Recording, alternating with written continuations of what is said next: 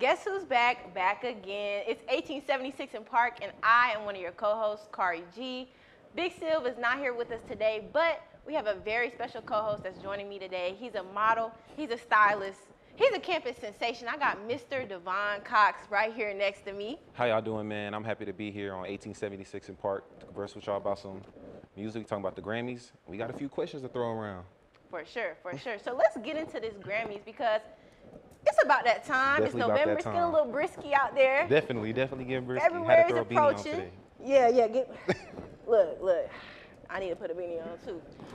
But the Grammys is coming up February, and I know they just dropped the nominations. Definitely. I saw Beyonce's name on there. Like always. I saw Kendrick's name on there. Come on now. Sabrina Carpenter. Okay, we not. Yeah, Sabrina, I mean, I had to. You know, it's ABC. You gotta show up. Shout out to Sabrina though, because she definitely was there when I was growing up on Disney Channel. So shout out to Sabrina. Yeah, reminds me of childhood for sure. Definitely. But let's get into Kendrick, because I know his song "They Not Like Us" was nominated for Best Rap Song of the Year. Do you think that's deserved? You think it's overrated? 100%. Not Like Us is one of those songs. It's like a culture song. It's bringing cultures together. It's kind of like diffuse the war, kind of, because like everybody knows about the Crips and Blood situation. Yeah. But at that night, they congregated on stage, came together. It was a monumental moment. So 100%, he deserves the win. Forget the nomination. He deserves the win. If he doesn't win, I'm taking it personal. That's rigged. And if you don't know what he's referring to, Juneteenth, I think it was Juneteenth, Definitely, right? Yeah. Kendrick had this huge concert, almost like a family cookout vibe, and he brought out all the artists from LA or just really anywhere in Cali, it seemed like. Tyler, the Creator, was out there. Athletes were out there. LeBron, Russell Westbrook. I was out there. Listen, I wanted to be on that stage, dancing, crumping. I need to gotta learn how to one crump. too. I don't know how to crump. ASAP. Yeah, got to. ASAP. Before we go to Cali, you gotta learn how to crump. Cali culture is on top right now. Remember the Super Bowl? Snoop Dogg was out there. Yeah. Dr. Dre. That was 2 years ago. So Kendrick is really showing light to Cali culture and what they got going on. So as he always has. Big shout out to him. Big shout out to him. As he always has. Anybody else on that nominee list that stood out to you? I'm not really too versed on the rap, but that R&B. Okay. I saw my man Chris Brown on there for the 11/11 for the album, and then I saw him for No Guidance for the song of the R&B song of the year. I love Chris Brown, man. I grew up on Chris Brown, so anything Chris Brown, I'm biased. He got to take the dub. Chris Brown is that guy. And I know people thought that he was blackmailed, that the industry was kind of like anti-Chris. But seeing him on that nominee list made, brought hope into my heart. Definitely. Okay, it's not over. Yeah, man. Black men, you can't make no mistakes as a black man. I mean, obviously, that was a pretty bad mistake. You can't make no mistakes as a black man. That was over 20 years ago. I'm 21. That's facts. Come on, let that go, man. He's a completely new man, got a child now.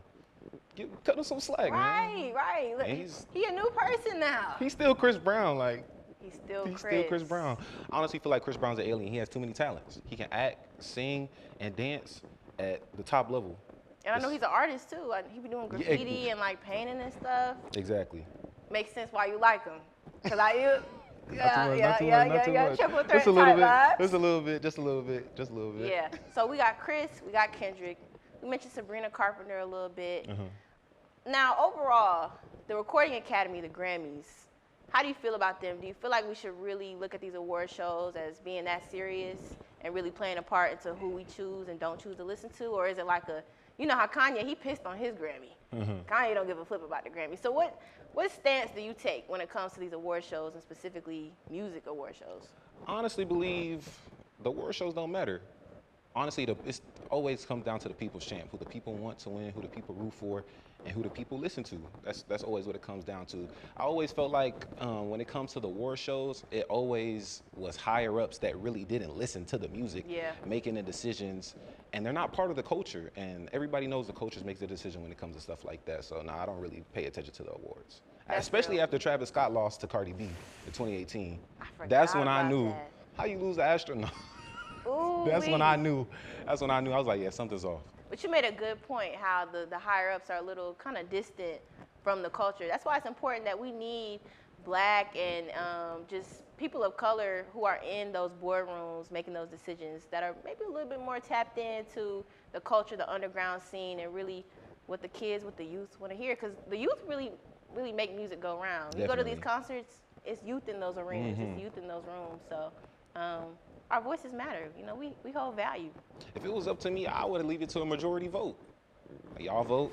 Whoever y'all want to win, will win. But then what about like it getting rigged or people paying for votes or people, you know, if you got somebody like Justin Bieber, he could say, oh, everybody, if you vote, everybody get a free t-shirt. Okay, that's fair. You know, like. That's fair. Then it becomes a battle of who got the most money or who got the most, you know, the biggest label behind them.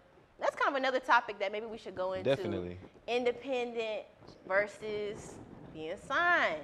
Because if you independent, the chances of you getting a Grammy, I don't know. It's a lot slimmer. It's a lot slimmer. You got to really put that work in to be recognized, to be noticed. So we're going to get into that a little bit later. But this is 1876 in Park, the best show on KPVU-TV. We talk about music. We talk about fashion. We talk about style. Talk about it all. Yeah, we do it big over here. We'll be right back.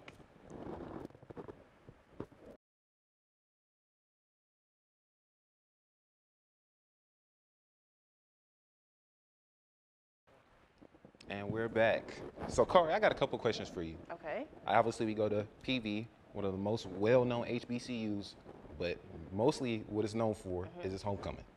And we all have the homecoming performances. So my question to you is, if you could choose the next upcoming homecoming lineup, you could choose 3 artists, any, even dead or alive, who you choosing to come out? Okay, do I have a budget I'm working with, or can Nah, I it's just completely ball out? Yeah, you can definitely ball out. I'm balling out. I'm going, you said dead or alive? Dead or alive. It's going Pac. crazy. Pac. I'm going Pac, give a little rap, you know, legend, right? Definitely. Then I need some type of singer. I need somebody to bring that soul. So I'm gonna go. Kids not gonna like this one. The youth ain't gonna like this one. I'm gonna do Aretha Franklin. Okay, let's get a live band out there, get a saxophone player, give a piano. Aretha's that girl. Completely switched the vibe off from Tupac. Yeah, giving them 2 different worlds off rip. Pac, Aretha, and then the third one, let me do somebody who's relevant, who's like out right now. I'm gonna do, you know what? I've been listening to this LMA EP nonstop. That EP I actually bumped it too. I'm gonna throw Ella on there. Pac, Ella, Aretha. That's how I'm feeling right now. Now, if you ask me tomorrow, it may be a little different, but right now, that's who I'm going. I'm definitely showing up. So what's your lineup looking like? So obviously we already conversed about Chris Brown. So of course my man Chris. That's good. Chris, who else? This one might be a little biased. All right. Tory Lanez. I'm with it, actually. I'm with it. We got some ooze in the back. Tory Lanez is actually, at this moment, my favorite artist, so I got to go with Tory Lanez. That's my guy. I can't lie. I'm sorry for I know this is Houston, so yeah, he's still overseas in that cell, so. He's still releasing music from the cell? Definitely. Mind blowing. I don't know how he's doing that. Hey. I think he's doing it through the phone. He's crazy. Work. Collect call. But finally, I got to go with Michael Jackson. I got to see him. Yeah, King of Pop. I got to. You can't go wrong with Michael Jackson. So we got Mike Jack, Tory. Who was your first again? Chris Brown. Chris. Okay, that's good. That's a cool lineup. That's good. You're definitely going to enjoy yourself. You're going to have some people falling out in the crowd, though. You know, Chris Brown and Michael Jackson known to make people faint. It's going to be ambulances all Won't even be able to enjoy the show. Yeah, that's real good. Now, one thing about homecoming that stands out to me is definitely the homecoming concert. Like you said, like homecomings at HBCUs are really what brings people to the school, if I'm being real. And specifically our homecoming, you know, love my university, love my HBCU, but we've been slacking in the concert arena for a little bit. So let's talk about this last homecoming concert that just happened. We had Rob 49, we had Vicky Lowe. Did you attend? I did not attend. I'm honestly not a huge rap fan. Okay. And I don't listen to Rob 49, and I still to this day don't know who Vicky Lowe is. You know Vicky Lowe. He know Vicky Lowe. I will walk past Vicky Lowe on the street. I promise you. I promise you I would. I'll probably be like, she might have something like on, the outfit on to clearly tell that she's somebody, and I might acknowledge that, but it wouldn't go far. Yeah. See, that's not good to hear that from you. That means next year, Office of Student Engagement, next year you got to have Kari G, Davon Cox on the team. We're going to get the lineup right. Give us the budget, give us the numbers.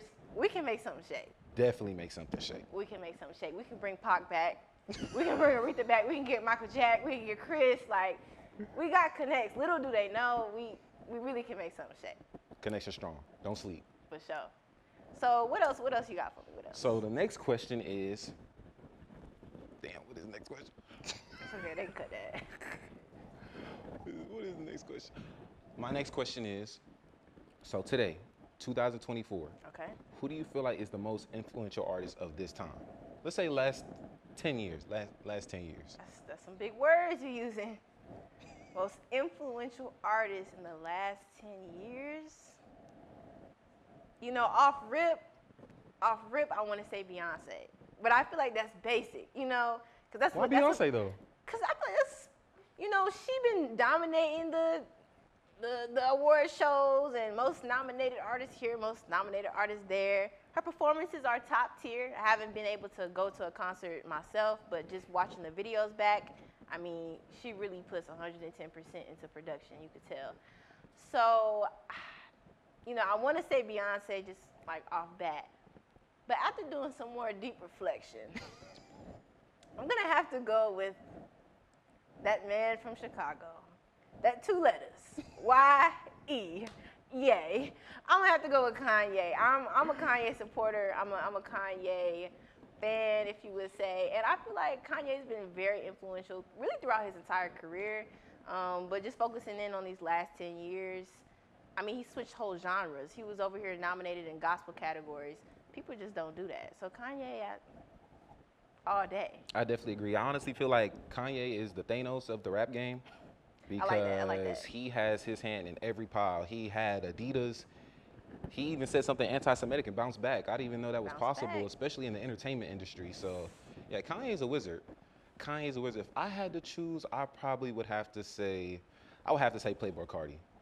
Because Playboi Carti, he started a whole new wave of music, like the mumble rap and the, I mean, I'm not gonna repeat it up here, but you know what his sound is. Yeah. I feel like that sound has been heavily implemented, and it also has caused some negativities and some drawbacks to the rap community because it kind of took away the quality and the essence. Because people just walk up and make a song and blow up nowadays, and it's more of a money grab than the process of creating art. Yeah. So it's a blessing and a curse because he's allowed people to change their life off of music. Just do a little 1-2 and hop out the studio and you got a hit. But also has definitely brought down and dragged the quality of rap music. So it's definitely it has its pluses and minuses. But if I had to choose, that definitely would be my answer. So with Playboi Carti, what are some artists? Because I'm not really familiar with Playboi Carti too much. I think the last time I heard of him was that, I think Red, was that the name of the album? Yes, yeah, definitely. I remember hearing about Red, listened to a few songs here and there, and I know he did a song with Kanye, so of course I listened to that. But what are some artists that you feel were influenced by Playboi Carti that maybe I may be more familiar with? Definitely Ken Carson, definitely Lucky. Okay. Who's Ken Carson counterpart? It's another rapper that's just like him. Oh my God. I don't even know who Ken Carson is, to be real. I'm over here acting like I know, like, yeah, okay, we got Ken Carson. I have some friends, he's not my friend, but Autumn. Autumn, okay, I heard of that. And I know Lucky. Winter. Oh.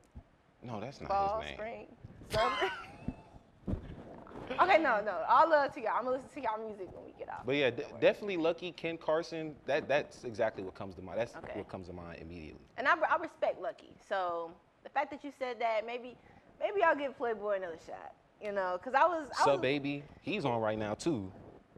No, nobody knows. Yeah, Baby. Yeah, I need to tap in with you for these underground artists. Educate me. Okay, but all right. So Playboi seemed like he got a whole tribe that really looks up to him. And that's what I could think of. Right, it's probably heck of more. Definitely heck of more. Okay, Playboi, Kanye. I feel like viewers are not going to agree with this. But let us know. It's not their show. Drop down in the comments. This ain't your show, but it's not y'all show. But we definitely can. We definitely would love to hear y'all opinions. Yeah, maybe we can talk about it next episode. That's what I'm thinking. And let's get into this last question. Okay. My last question is, so we're gonna end off this show showing some love to underground artists. For sure. So who are some underground artists that you know that you feel like that are definitely under-recognized and deserve more light? Because I know I got a few. Love that question. Love that question. I'ma go. First things first, I'ma go Jane Hancock. She signed to Death Row, a major label, but she's not mainstream. She's not getting played on the radio stations, you know. She's not a household name yet.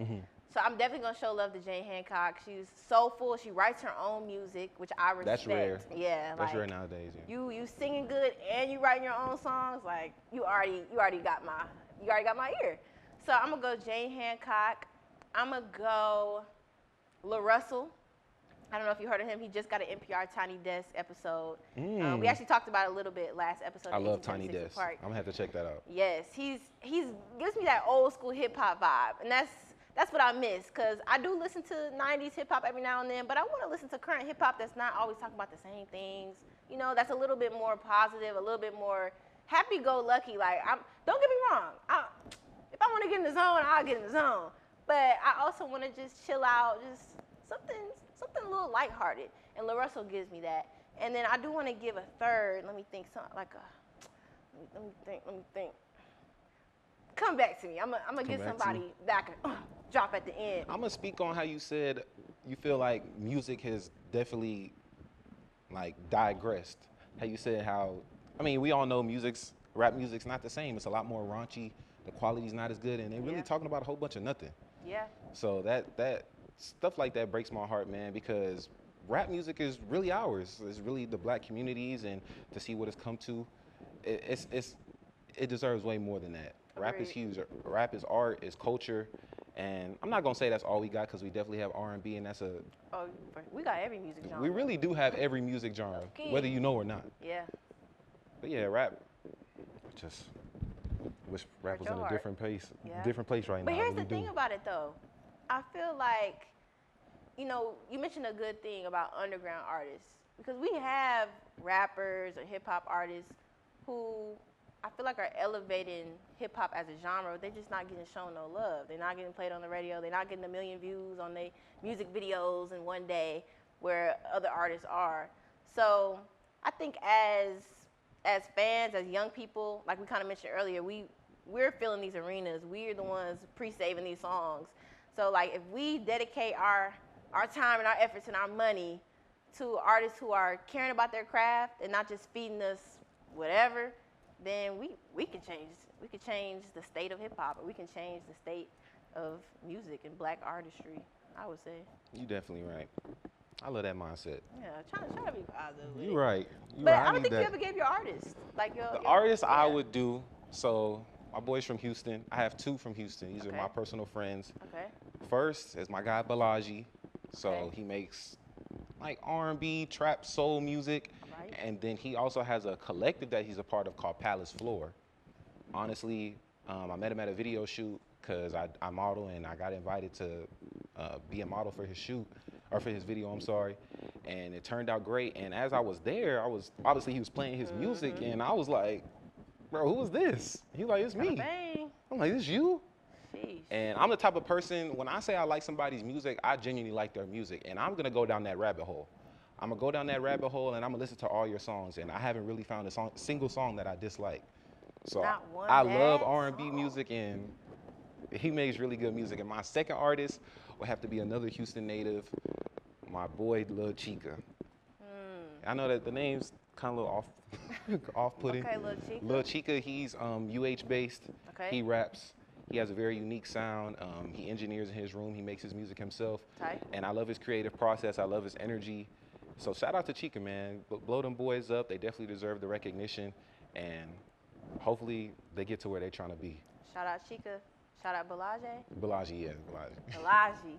Shout out Chica. Shout out Balaji. I'm going to give them a listen for real. Because I also like supporting local artists. The fact that they're right here in our backyard, essentially, like, we got to show them love. Got to show them love. Got to show them love. And I did remember a third person that I do want to bring up. Leah Gabrielle. She's a student here at PV. She makes R&B music. And wow, she goes here? It goes crazy. Like I added it to my playlist, not just to support somebody, no, because it actually sounds good. So I'm gonna have to check that out. Leah Gabrielle is Leigha. Make sure they spell it right. Leah Gabrielle, she's doing her big one, and I can't wait to see her just continue to grow and progress throughout her career because I think she really has a great future ahead of her, for real. Man, shout out to us, man. Shout out to us. Shout out to music. Big shout out to me. That's what Lotto said. Big shout out to us. Big shout out to 1876 in Park. We're back and we're better this year. Zone 4 music turned into 1876 in Park. It's Chari G. It's Davon Cox. And don't miss the episode. We're going to be back. You better not make miss. Sure you refresh that page. We'll be back.